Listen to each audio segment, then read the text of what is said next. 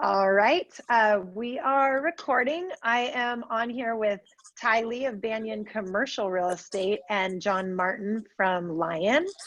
And hi, you guys. Thanks for joining us here.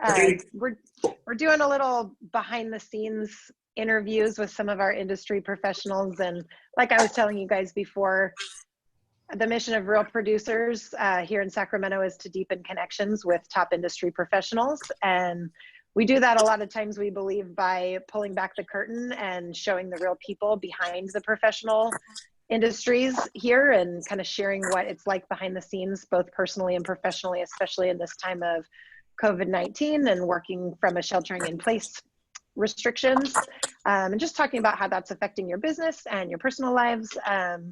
Kind of shedding some light on that and having those conversations. So that's what we're here to do today. So thanks for joining us. Thank you for having me. Thank you. Yeah, I'm just going to start by letting you guys introduce yourselves. We'll start with you, Ty, because you happen to be at the top of my screen. You can share kind of who you are, what you do, how long you've done it, who you do that for, and what areas you serve, and anything else about how you got into your industry. My name is Ty Lee. I started out as an intern about 12 years ago for a commercial real estate company. Right after college, I worked under 3 agents prior to me becoming my own agent or becoming an agent. I also did some residential as well, and then I went to into leasing. So I did a lot of Class A office leasing. And then I just, I decided, maybe the opportunity is not right for me. What am I doing? I'm not focused. I'm doing homes. I'm doing leasing. What am I doing? So, and luckily I came across a great mentor. And he basically said, hey, you need to specialize. If you're not specializing, then you're not really, providing the best level of service for the client. So I just decided, okay, what's the product type that I can really focus on and maximize my time and also provide the best experience for the client. And so I started doing apartments. So about 5 years ago, I started doing apartments, anything 5 units or more, pretty much throughout Central Valley. That's basically my target area. So I've been helping a lot of smaller investors. People with $500,000 cash and looking to diversify from their stock portfolio. So I've been working with a lot of smaller, 1 to 5 million type of investment, apartment investment, and just been, helping a lot of clients. I work with a lot of clients who are looking to diversify, or some who are just burned out, owning a single family residential. They're tired of driving to 5, 6 different places, and they just want to exchange and have everything in one place. Also to clients who don't want to own apartments anymore, and they want to sell and do something else. So so right now, basically in the last 16 months, I'm in the process of growing my team. So we started out in Central Valley, and now we recently expanded to areas like Alameda County, doing some deals in Martinez, Sunnyvale as well. So throughout Northern California, 5 units or more, that's our firm's specialty. Gotcha. All right, great. Thanks, Great information, Ty. Okay. I'm sorry? A lot of great information. Oh, Appreciate it. Thank you. So after I graduated from San Diego State in economics, I went to work for Lion Real Estate. And I just never left. I've been here with Lion for 26 years now. I'm thankful I picked Lion. To me, from the leadership on down, they provide us with the tools that we need and constant training to help us, that I feel is unmatched in what I do. Lion's a local company, but we're also associated with leading RE companies of the world, which is the largest relocation network. So we can help our clients who are moving anywhere in the world and feel comfortable that we're referring them to another qualified agent. As far as being grateful for something that, to me, the one thing I'm most grateful for with Lion is during these unprecedented times, we often, our industry felt like it was changing daily. and we heard a lot of white noise, the rules about showings, and I could sit back comfortably and know all I have to do is wait for our leadership to tell us what we're supposed to do, and I know that they will. I talked to many other agents from different companies, and they struggled. They didn't really even know what the rules were for us to allow us to do our business. So I'm very grateful that I could just sit back, turn out the white noise, and just listen to our leadership. Yeah, that's great. Well, that's actually a really good transition, John. I do love what that says about your loyalty, that you have been with Lion for as long as you have. I think that's really cool. I hope I have Yeah. another 26 in me. We'll see. Well, I was going to ask, because I do like to start out, there's a lot of things that, are shifting and could be perceived as stressful in this environment, but I like to start out on a note of positivity. So I love what you were just sharing, John, and I'll let you maybe expand if you want to. But I like to ask just something that you're grateful for in this time. It can be personally or professionally. You shared a little bit professionally, but something that you can find that is a unique gift to be had out of this shelter in place time. And then something that has been a challenging shift, maybe about continuing to operate, or just personally about this time right now. Okay, I did already mention, I'm grateful for my work-wise, but personally, as we all are, our kids are home all day, every day, and we just get to spend a lot more quality family time together. We go on walks with my wife, our two boys, or our dog Molly, and we go swimming. It's just, we spend a lot more family time than we did before, and I'm very grateful for that, because we get so busy. I seem like I work almost every day, and then you forget what maybe is why you're working so hard. What's the most important thing here? So it's been very nice. Yeah. Well, for me, I'm grateful for just the fact that I'm able to slow down a little bit. Prior to COVID, I'll probably be traveling 2 or 3 times a week, whether I go to Stockton, Modesto, or Bay Area. So, so now I get to slow down, reevaluate, what do I want to do, and how I plan to grow my business moving forward. The challenge for me has been over the last 16 months, I've been building a team, and then this coronavirus happened, and the motivation of my team members pretty much went down, or they don't know what to do. So for me, it's just being able to basically just learning how to motivate and just keep maintaining the team. That's in a way that's been a challenge for me. Yeah, I can definitely see that. I was interviewing another realtor, and he was saying you really saw in the first couple of weeks, it was about kind of the leaders learning how to shift, and then they had to turn and train others in that same way of, this is the new way we're going to do things now, and bringing other people along. So it was definitely a process. Well, I want to turn it over to you guys as the professionals in your industry. I always kind of joke and say, hey, I'm the storyteller. I make magazines and connect people, but you guys are the experts in your industry. So I want to let you kind of talk about the different shifts that you have seen, and give some market updates in that way. I'll let John start, and then I'll just pop back on when it seems appropriate to wrap us up. Okay. I have a lot of my clients who are asking me, where I see the market going. They're nervous. They don't know what's going to happen when we come back from this. So I'm an econ major, so I like stats. So it's the best way to show where the market is. So our current year versus the previous year to date, our for sale properties are down 22%. So that means properties that are listed actively for sale, we have a 22% decline from last year this time. We're almost 13% down on total sales. And then we're about 15% down in pending sales right now. So homes that have accepted offers but haven't closed yet.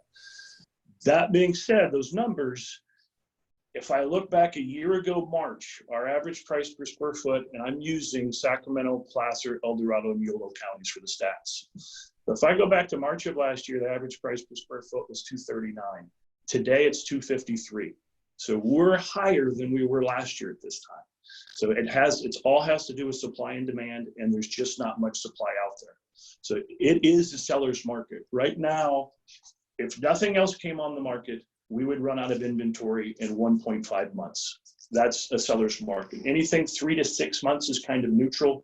6 and over is a buyer's market. So the sellers, there's buyers out there. They're just looking for good property right now.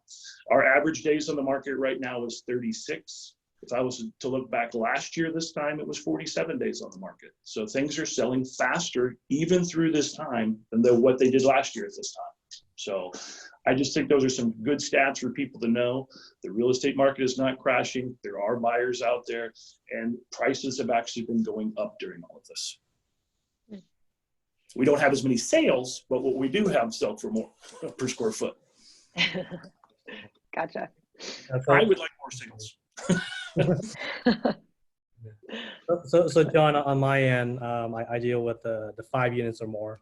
So, I mainly work with investors.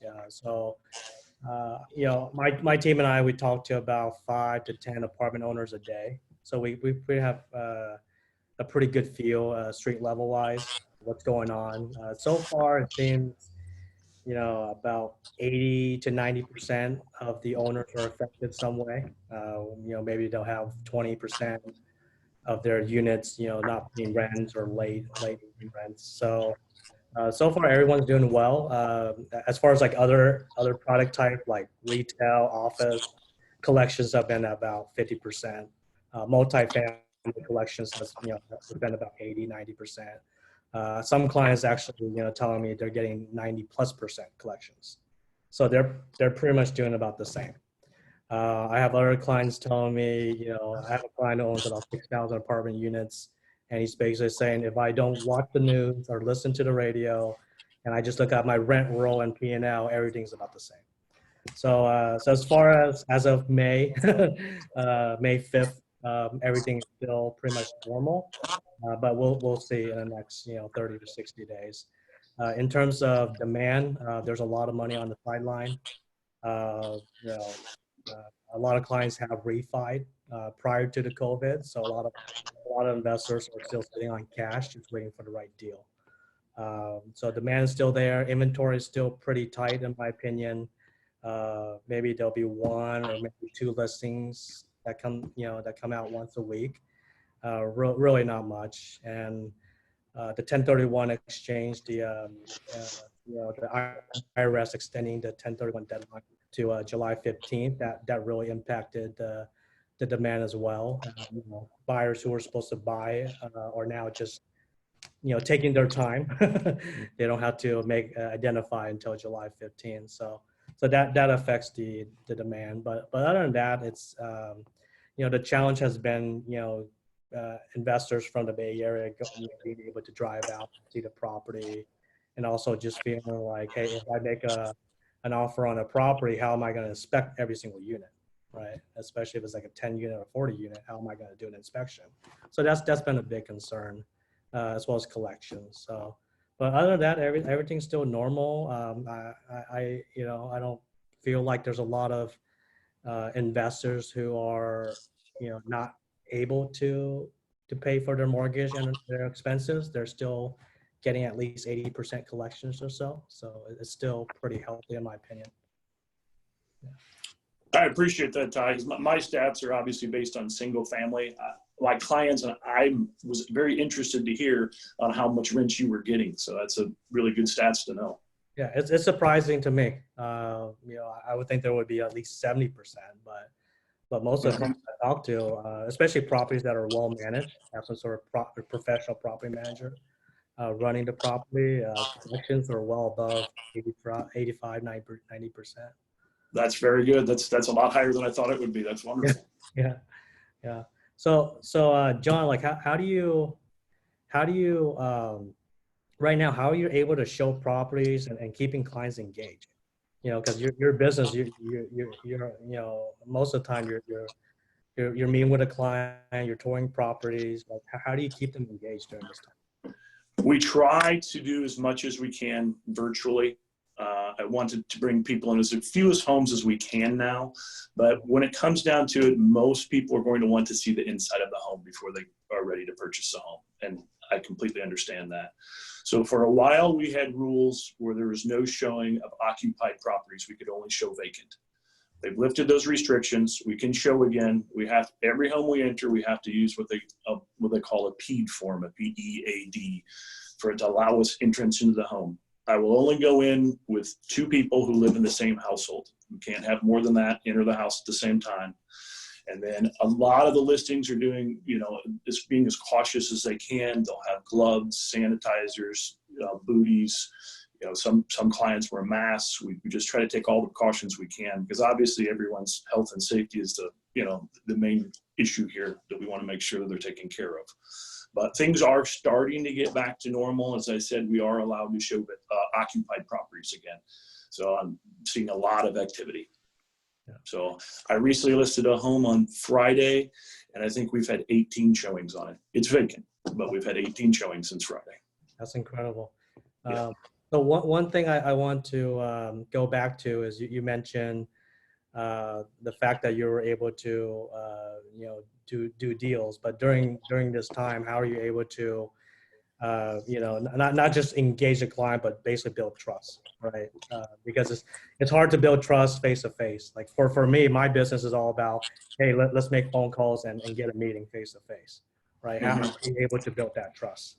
But right now, I am really concentrating more, as I've been with Lion for 26 years, I'm concentrating more on my past clients, just reaching out to them, make sure they're doing okay, and just trying to stay in touch with them right now. It's like it's hard to build, as you said, new business. With real estate, it's very personal. It's not just an investment. So it's a very personal thing that they go through. And I think you need to build that trust by being in front of someone. And it's hard to do right now. Yeah, I agree. Same on my end. Yeah. Yeah, we were actually talking about that on another interview. I think the quote was, "Relationships get rid of chaos," and I think that is showing really true in this time. It's really hard to make new connections, but really the only way to do that is through extensions of previously existing relationships that have that kind of trust and foundation there. And it's just showing more and more how important it is to maintain things, maintain local connections, work together and support each other locally through relationships that you have, and extending those and networking in real relationships versus, somebody brought up even trying to, over the last couple of years, even in real estate, there's been disruptors like Zillow trying to say, hey, you don't need that personal connection, but something like this comes in and it proves you really do. Clients want to talk to somebody they know and trust and have a face, and an actual relationship and history with, because they don't want to trust some big, platform when something uncertain comes up like this. So those relationships are really, really important. And that's how we, continue to move forward and thrive in businesses, through actual real relationships. So I think that's a great point, because it's clients, they want to reach out and talk to you, and they want, to feel comfortable, hold your hand. And it's nice when they can hear you on the other end. Right. And when they have questions, they don't want to have to press a number on a phone to answer one of their predetermined questions. They just want to talk to a real person and get answers right away. Yeah, and it's funny because sometimes most of the time they know the answer, but they just want to hear from you. Like, okay, that's exactly what I'm hearing. Good. Right. That's what I thought. Yeah. Yeah. Everybody just needs a little bit of assurance right now, right? Exactly. Yeah. Okay. Great. Well, go ahead, Ty. So John, I have a question for you that in a way affect the apartment business that I'm in. Do you feel potentially there's going to be quite a bit of default in terms of investors who own rental properties, home rental properties, and potentially tenants who are defaulting, and therefore they may have to go live in an apartment or downsize?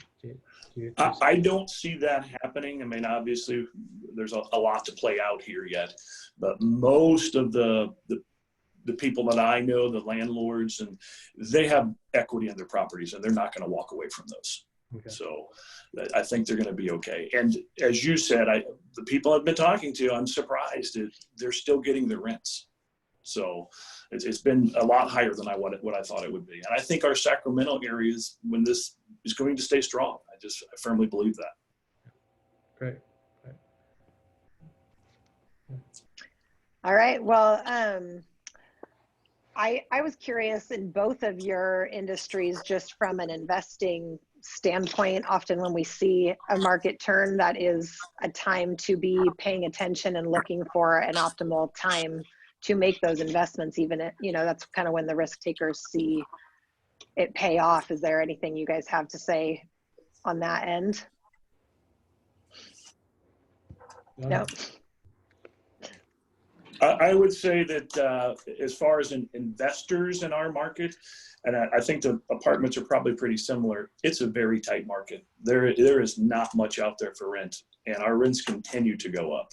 So investments still do pencil here. Gotcha. Yeah, and for me, I tend to look at the supply. So prior to the COVID, there were potential construction loans for developers to take out and be able to build. From what I know through several lending sources, they have cut the lending for construction. So right now there's already an issue with affordable housing, and we need more units to be built. But I feel with the coronavirus that really heavily impacted the supply. So I don't feel like we're going to get much supply in the next 12 months. We do a lot of surveys. So on any affordable housing, we're seeing about 4 to 5 year waiting lists. Some have even given up or having some sort of list because there's no point, right? After 4 or 5 years, the demand is still very high, and like John said, people are still looking for a place to live. So. Gotcha.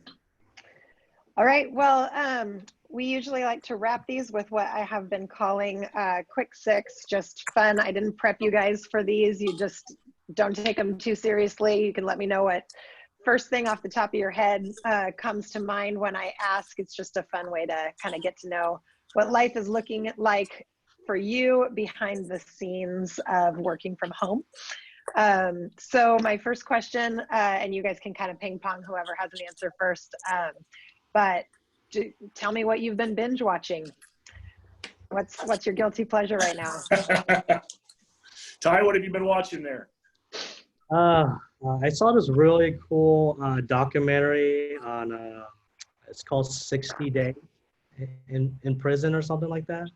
Okay. So basically they have 6 volunteers who kind of infiltrate the prison world or the drug world just to find the top guy. So it's really interesting to watch, and just to see how they build relationships, how they're able to keep a positive mindset while they're talking to like drug dealers. It's pretty interesting to see. Yeah. That's awesome. I've been watching the documentary of The Last Dance with Michael Jordan and the Bulls. That's been really entertaining to watch. So, and then we've been catching. What's that on? It's on ESPN on Sunday nights. Okay. They have 2 episodes every Sunday for 5 weeks, 10 episodes. So it's been a lot of fun. And then we've been binge watching everything under the sun on Netflix. Schitt's Creek, which is like a Canadian comedy show. It's really funny. We've been enjoying it. So lots of stuff. That's awesome. Yeah, we've been watching Schitt's Creek too. It's pretty funny. All right, well, everybody is kind of dreaming of escaping and vacationing once we can. What's filling your mind? Is it beaches or mountains? Where are you going first? Dreaming of Hawaii. We were supposed to go in June, but we're obviously not going this June. So we're hoping we can go next June. Okay. How about you, Ty? Back to my hometown, San Diego. Okay. We were supposed to go early April, and now I guess maybe we'll go in July. I love San Diego. I went to San Diego State. I miss it. Yeah, I was going to ask you about that. I grew up in Carlsbad, Oceanside area. Awesome. Yeah. Oh, man. All right, staying more locally, what restaurant are you missing the ambiance of, where you want to eat out and actually be able to dine in first? How about you, Ty? Feel like I'm able to order whatever I want. I mean, I can go to McDonald's. They have to go, so I don't think it's a shortage of food, in my opinion. So, but I say I have to miss just be able to like go to Starbucks, have a seat, do some Right. lab work. I'm used to that because of traveling. But other than that, I feel like I have everything I need. So, how about you? The food I've been able to get, but it would be really nice to be able to get out with my wife for a night away from the kids we spend every minute with. I think I'd like to go to Bennett's. It's a restaurant here in Roseville. So Okay. it's good ambiance, good food. I think that's first place I'd like to hit. Yeah, I miss the ambiance and just sitting at the restaurant. So Just relaxing. Okay. Exactly. Favorite form of exercise, whether it's a new one you've discovered or just a way that you are staying fit and healthy in this time, if you are, and you can say none. Push-ups. I took my gym away. So, and I have to be Nice. honest, Andy, it was really pathetic when I started. I thought I've been going to the gym all these years. This can't be too hard. Like, ow, everything. I'm slowly getting better at them. So I got to do something to try. That's awesome. Sit-ups and push-ups. So I have a little goal because I'm in the office most of the time, or all the time now. Yeah. I'm living here, but just just once in a while, get up, do some push-ups, do some sit-ups. Yeah. Keep the blood flowing, heart pumping. I try to go to play tennis, but everything's closed, so it's really not much except just office workout. So. Yeah. Yeah. Okay. All right. Hang in there with me. Two more. Worst household chore, the thing that you are just having to do now that you're around the house, or I guess the office more. Dishes. So now I'm around the house. So my wife's like, you can help out a little bit more around the house now that you're here. A lot of dishes. Nice. Dishes. Putting together a shed. It's been sitting out in the backyard for 4 or 5 weeks now, so I need to find time to put it together, get it done. Okay. My wife has a lot more projects than just dishes, though. Yeah. It is the time to get the projects done, right? That's funny. All right. And last book that you read or listened to, if you're an Audible person, what's the last book that you've been reading? Mine is going to go back old school. So Dale Carnegie, How to Win Friends and Influence People. Oh, I like that one. And I did, I'll be honest, I did the Audible, but yeah, enjoyed it. Cool. That's a good one. Oh, he's going to show us. 10x. I'm trying to figure out how to 10x my business. So, That's a good one. Yeah. I like that one. I haven't heard of that one. Okay, well, real quick, I just always end with a question. We've been saying, give me something that has been saving your life in this time. So what we mean by that is whether it's personally or professionally, a way that you have been managing to stay either emotionally healthy, mentally healthy, physically healthy, something, a tip for your clients or friends out there, anybody listening, of just how you are managing to save your life right now. What's something, and this can be serious or it can be your favorite ice cream that's just really making you smile. So whatever, what's saving your life right now? Oh, I would say the long family walks that we do. Because normally my life is so hectic. If I get cardio, it's at the gym on the treadmill as fast as I can to get it done with so I can get to work. So it's nice just to sit back and just enjoy it. So it's a lot of fun. Yeah. For me, it's just sitting and doing nothing, I guess. Once in a while, it's just like, okay, this is nice.